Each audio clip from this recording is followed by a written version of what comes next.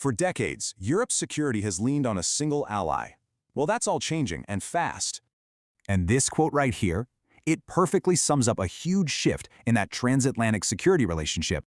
The US is shifting its focus, towards Asia. And that means Europe is expected to step up. So, what if the US just steps back completely? Well, Europe is left with some massive military gaps. Okay, first up, let's talk about sheer numbers. We're talking about troops on the ground. That's how many high-readiness US troops are in Europe right now. They'd need to be replaced. But to actually match US power, you're looking at needing an additional 300,000 personnel. And it's not just about bodies. It's about everyone using the same playbook and the same gear. Just look at this. European armies have 12 different kinds of tanks. The US, they have one. Okay, beyond troops and tanks, there are these strategic enablers. Think of them as the military's nervous system. And the view from space? Whoa. The US has a massive lead in military satellites, a huge ISR gap. Missile defense, command and control, even refueling jets mid-air. Right now, Europe relies on the US for all of it. So, how long to fix this? Well, most of these gaps could take 5 to 10 years to close. All right, the big question, what's the price tag on all this? We're talking a historic spending spree. Spending is going up, sure, but to really close these gaps, some say the new target needs to be 3.5% of GDP. To get there, one plan on the table, Readiness 2030, is looking to find up to 800 billion euros. But it's not just about throwing money at the problem. It's about a smart 5-step plan. This means a unified force, everyone using the same gear and building their own independent command structures. The shift is already happening, but does Europe have the political will to see it through? That's the real question. For the last 70-plus years, Europe's security has been built on this one single assumption, that America's got its back. But what if that's not true anymore? Because it looks like that assumption is starting to crumble. The United States is signaling this historic pivot, and it's forcing a whole continent to ask a question it hasn't really had to think about since World War II. Can Europe actually defend itself by itself? Okay, let's get into what this tectonic shift in global power really means. And look, this isn't just some academic debate. This is a pretty stark warning from NATO's own Secretary General. It just perfectly frames the almost unimaginable scale of the challenge here. I mean, we're not talking about just tweaking a few budgets. This is about trying to replace the military superpower that has been the absolute cornerstone of the alliance since day one. All right, so to really get our heads around what's at stake, we're going to break this whole thing down into 6 key parts. We'll start with the end of the old order, look at the massive gaps it leaves behind, the scramble to rearm, that ultimate nuclear question, and then, what the future might actually look like. So let's kick things off with the big picture. We are watching the end of an era. For decades, the unwritten rule was simple. America does the heavy lifting for Europe's defense. Well, that rule is basically being erased. And the sources we're looking at are crystal clear. This isn't just a temporary political mood swing. Nope, this is a fundamental, long-term shift in how America sees its place in the world. What's happening is that Washington is shifting to what people are calling a Fortress America posture. The number one priority now, the Indo-Pacific, and keeping an eye on China. For Europe, the message is pretty blunt. You're rich, you're capable, and dealing with the Russian threat, that's on you now. This is the new reality of burden shifting, as they call it. And this big strategic shift is being supercharged by a deep, deep erosion of political trust. I mean, you hear statements like this one from back in 2024, and it just sends shockwaves. Why? Because it's not just about spending targets, it gets to the very soul of the alliance, that Article 5 collective defense guarantee. It puts everything into question. Okay, so what does this political change actually look like on the ground? If the US really does step back, what specific military capabilities just disappear? This is where a theoretical problem becomes a very, very practical crisis. Now, what's really fascinating about this list is that it's not just about boots on the ground. It's about all these strategic enablers, the high-tech stuff that's basically the central nervous system of a modern military. These are the things that let an army see, communicate, and move. From spy satellites to the tanker planes that keep jets in the air, for decades, Europe has designed its entire military to just plug into an American-led system. Taking that plug away? Well, that's a huge problem. And this chart just brilliantly shows the scale of that dependency. Just take one area, military satellites. The US has nearly 5 times as many as all of European NATO put together. Without that American eye in the sky, Europe is basically trying to fight with one eye closed. And when you look at the conventional stuff on the ground, the numbers you'd need to fill that gap are just mind-boggling.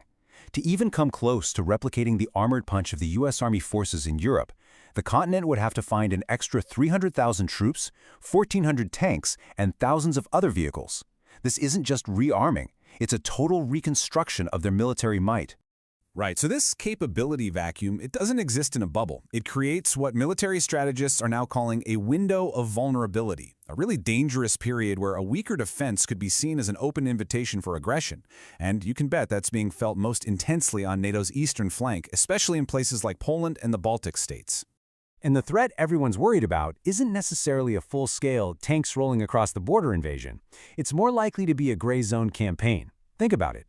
Hostile acts like cyber attacks, sabotage, using unmarked forces, all stuff that's designed to be ambiguous, to create confusion, and to basically paralyze your opponent's ability to make a decision. To make this a little more real, think about the Narva scenario. It's a plausible threat analysts talk about, where Moscow might use deniable proxy forces, little green men, to grab a small but symbolic chunk of territory in a Baltic state, say Estonia. The goal isn't really conquest, it's to create a fait accompli, a new reality on the ground, before a fractured Europe can even figure out if it counts as an act of war. And this really brings us to the ultimate question, doesn't it? The military challenge is enormous, for sure, but the political one might be even bigger. Even if Europe somehow manages to build up its forces, could 27 different countries, each with its own politics and interests, all agree unanimously to go to war over some ambiguous attack? And more importantly, could they do it fast enough for it to even matter? Now, faced with this pretty stark reality, Europe isn't just sitting on its hands. What we're seeing now is a historic defense scramble, a continent-wide race against time to rebuild a military capacity that they spent decades dismantling. So the key thing to see here is this complete U-turn on the so-called peace dividend. After the Cold War, defense spending just tanked. But now, that old 2% of GDP target is just the starting line. Leaders are now talking about new benchmarks, like 3.5% or maybe even higher. This represents a massive shift of national resources, and it's not just about writing checks. It means rebuilding an entire industrial base from the ground up. But here's the thing. No amount of tanks or soldiers can solve the biggest, most profound challenge of all, replacing the American nuclear umbrella. For 75 years, that's been the ultimate unspoken guarantee of European security. The problem, as you can see, is that what France and the UK can offer is just fundamentally different. The US provides this blanket, alliance-wide guarantee, backed by a massive arsenal that's totally integrated into NATO. The French and British deterrents, on the other hand, are much smaller, they're independent, and they're really designed to protect their own vital interests, which isn't necessarily the same thing as protecting all of Europe. But, and this is a big but, this once unthinkable conversation is actually happening now. I mean, when a major political figure in Germany, a country with a deep, deep history of anti-nuclear sentiment, publicly calls for talks on nuclear sharing with Paris and London, you just know the ground has truly fundamentally shifted. And that debate is already starting to produce results. The Northwood Declaration is a huge first step. By agreeing to coordinate their nuclear policy, the UK and France are trying to create a new psychological deterrent. It's not a formal, unified command or anything, but it sends a powerful signal to any potential adversary.